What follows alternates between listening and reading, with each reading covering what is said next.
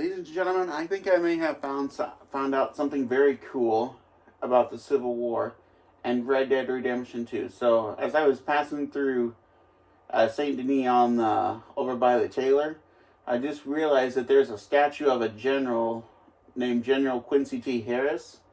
And I may have found, and I actually visited one of these places over by Rhodes.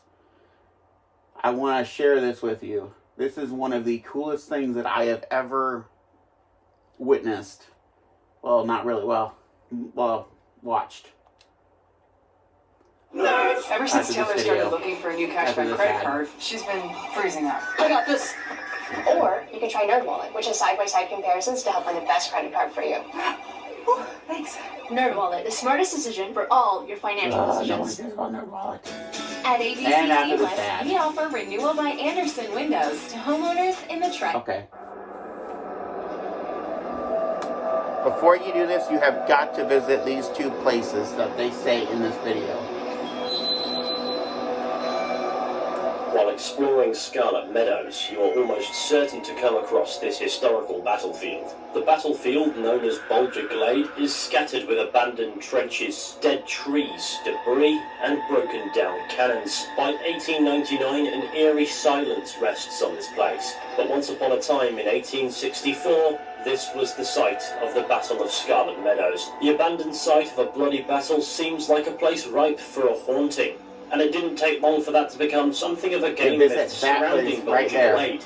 However, as it turns out, it's anything but. Players have reported hearing the distant voices of ghosts who participated in the battle. After a while, these ghostly voices were discovered in the audio files, which led people to believe that it was cut content. However, under specific conditions, you can actually hear them in-game. If you head to Bulger Glade on a stormy night between the hours of 12 a.m. and 3 a.m., you may just be able to hear the echoes from a battle that took place decades before the events of Red Dead Redemption 2. General Harris, major request and an answer, sir. General Harris, please, sir.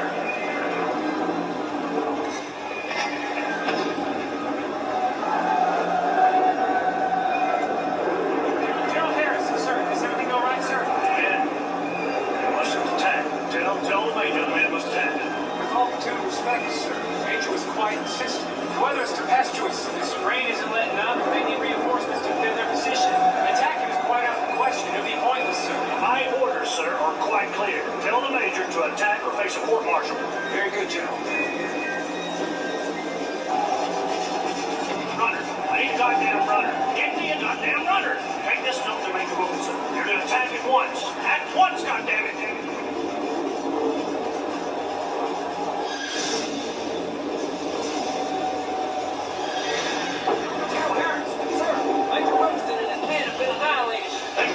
Mr. Smith is asking for permission to retreat to higher ground, sir.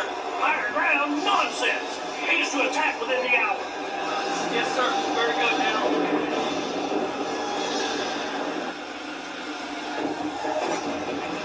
General, Major Smith and his men are dead. All of them? I believe so. It's hard to tell, sir.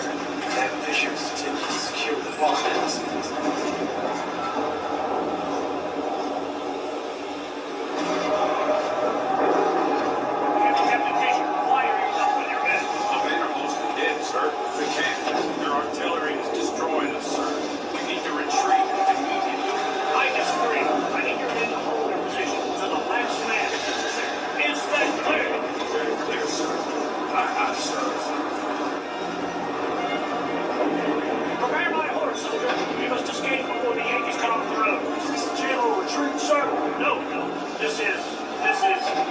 We must move my command north.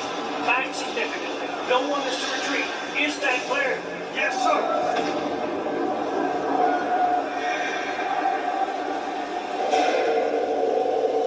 Interestingly, these ghostly sounds tell the story of the Battle of Scarlet Meadows. General Quincy T Harris, regarded as a hero for his courageous leadership during the 1864 Battle of Scarlet Meadows, was anything but. This is just one of many hints that the reality is the general was a coward. One such example can be found up at Martha's Swain. I've already covered this location in a previous video, however, it's relevant today. Inside the house we can find the body of Martha on the floor, but it's not necessarily relevant, and a letter from her lover, Garfield, a Confederate soldier who was due to fight in the Battle of Scarlet Meadows. In this letter is yet another implication of General Harris's cowardice. After accusations of cowardice levelled against General Harris for his failure to support General Quinn last month and all that drama, he seems hell-bent on a fight. I even overheard Major Smith complaining in the officers' mess about General Harris. None of his junior officers trust him very much anymore. And down at Bulger Glade, you can actually find Garfield's body still pinned to the tree where he was branded a traitor. And if the ghostly voices heard at the battlefield are anything to go by,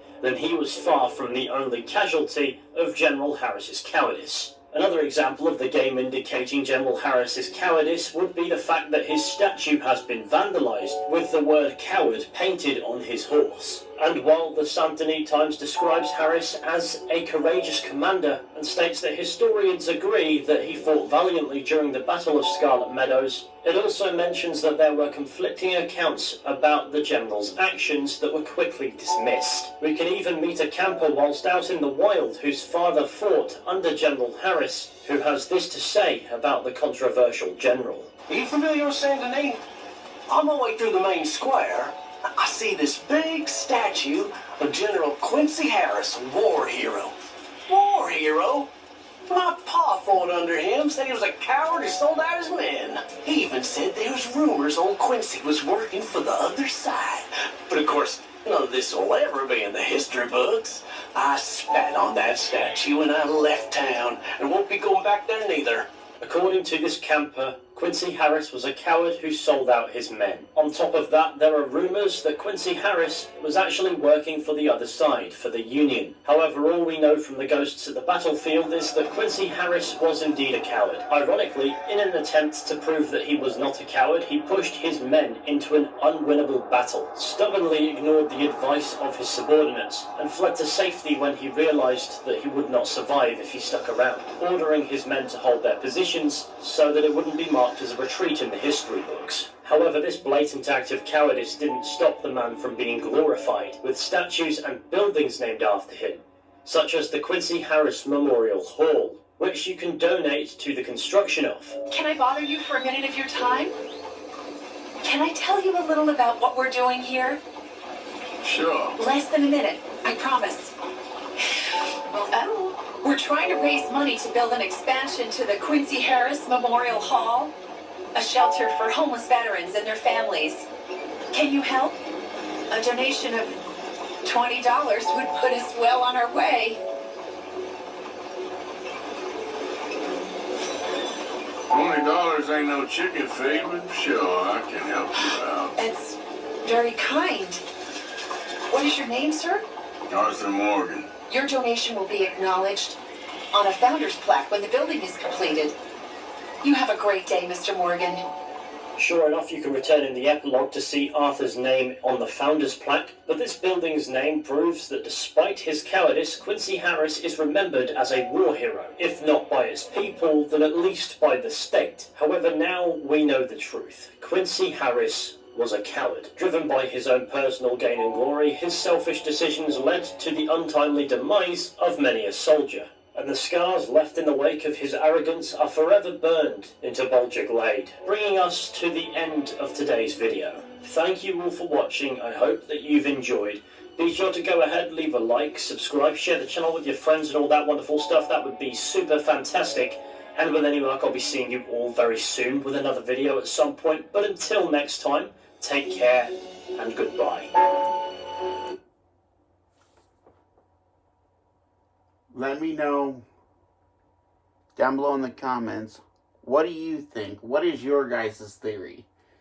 Do you think General Quincy Harris was a coward? Or do you think he was a war hero? Let me know down below in the comments. I would love to know your theories. And like how the war happened and all that. But as always, thank you for watching.